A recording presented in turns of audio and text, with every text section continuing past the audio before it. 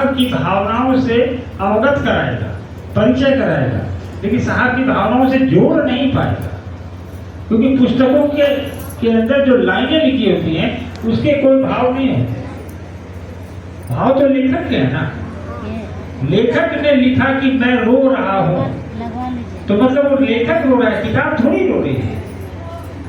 तो आपको पुस्तक पढ़िए जरूर आपको, लेकिन पुस्तक पढ़ने के साथ उसमें लिखे शब्द जिसने लिखे आपको उसको समझना पड़ेगा। तो लेकिन ये तय बात है कि पुस्तक पढ़ना कंपलसरी नहीं है। आपको लगता है कि आपको पुस्तक पढ़नी चाहिए तो पढ़िए, बिल्कुल पढ़िए। पुस्तक लिखी ही जाती है इसलिए कि आप पढ़ें इसको, लेकिन ये नहीं है कि आप पुस्तक नहीं पढ़ेंगे तो चुपके से नहीं होंगे, ऐसा कहीं नहीं। ये प्रॉब्लम चांडिल में भी आया था। ये चांडिल में भी आया था कि लोग कहते हैं कि पुस्तक जो है ना, साहब ने चांडिल को तो किसी ने कहा कि कोई आता है बोकारो से शायद, तो वो कहता है कि ये पुस्तक जो है ना, साहब ने इसको अपना उत्तराधिकारी बना दिया पुस्तक को। ऐसा है, टाटा में भी कहता है पुस्तक को साहब ने उत्तराधिकारी बनाया है। भाई ये उनको साहब ने बताया हो, वैसे मैं बताता हूँ आपको।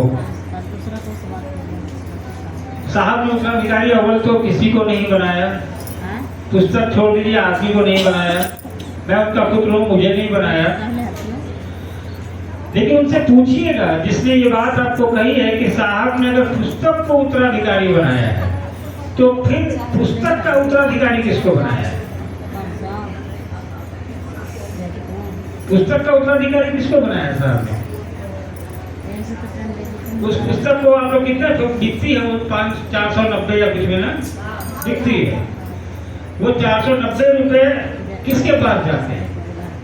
साहब तो ऊपर बैठे हैं, वहां तो साहब के पास तो जाता नहीं होगा, नहीं जाता होगा ना।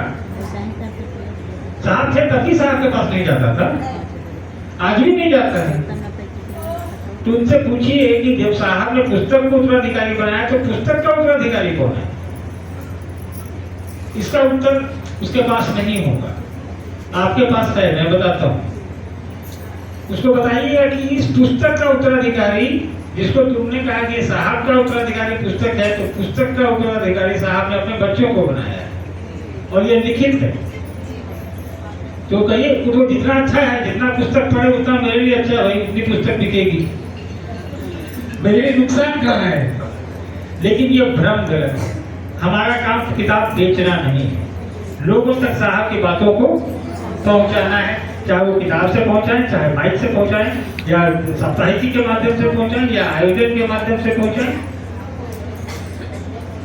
तो इसलिए दिक्कत नहीं है। वैसे लोगों को कहीं लिखी कि भाई पुस्तक हम पढ़ेंगे, हम कहाँ मना कर रहे हैं, हम पुस्तक से मना कब कर रहे हैं?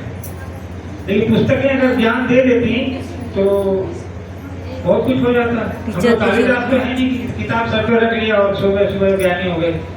पुस्तक से सब कुछ नहीं होता, पुस्तक सब लोग पढ़ते हैं, पढ़नी चाहिए, लेकिन आवश्यकता है कि आध्यात्मिक पुस्तक है, वो कग मनोहर पोथी नहीं है।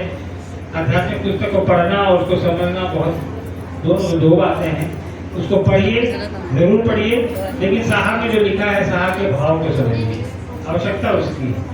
तो उस पर बहुत दिमाग नहीं लगाना है। वो कहता है उत्तराधिकारी है तो कह दिए ठीक है भैया है, तुम मानो ना, तुम कौन माना कर रहा है? हमारे लिए साहब अभी गए ही नहीं है तो उत्तराधिकारी का सवाल कहाँ होता है? तुमको लगता होगा कि साहब धरती छोड़ के चले गए, मुझे नहीं लगता है। मुझे आज भी साहब से बात होती है, मैं आज भी आंख बंद करता हूँ तो साहब दिखाई देते हैं। आपको नहीं दिखते हैं, आपका थर्मामीटर, आपका चश्मा खराब है, आपको किताब की जरूरत है, मुझको जरूरत नहीं है। मेरे लिए साहब उपलब्ध हैं, मेरे लिए दीदी उपलब्ध है। अगर आपको उनसे जुड़ना, क्योंकि अनुभूतियां होती हैं। जो भी व्यक्ति अगर साहब के अनुसार महादेव के गुरु स्वरूप से जुड़ा है, मैं निश्चित रूप से मेरा भरोसा है कि उस व्यक्ति की अपनी अपनी अनुभूतियां होंगी ही होंगी, नहीं होने का सवाल ही नहीं है। नए जुड़े हैं तो बाद में होंगी, पुराने हैं तो हो चुकी होंगी, अनुभूतियां होनी है, हम लोगों की होती है, आप लोगों को तो होनी ही होनी। इसलिए उसके लिए बहुत चिंता नहीं करनी है। किताब पढ़ लीजिए, आप भी पढ़िए, और लोग को भी पढ़ाइए, लेकिन साहब से, साहब की बातों से सीखने की जरूरत है, समझने की जरूरत है। ये बहुत बड़ा विषय नहीं है।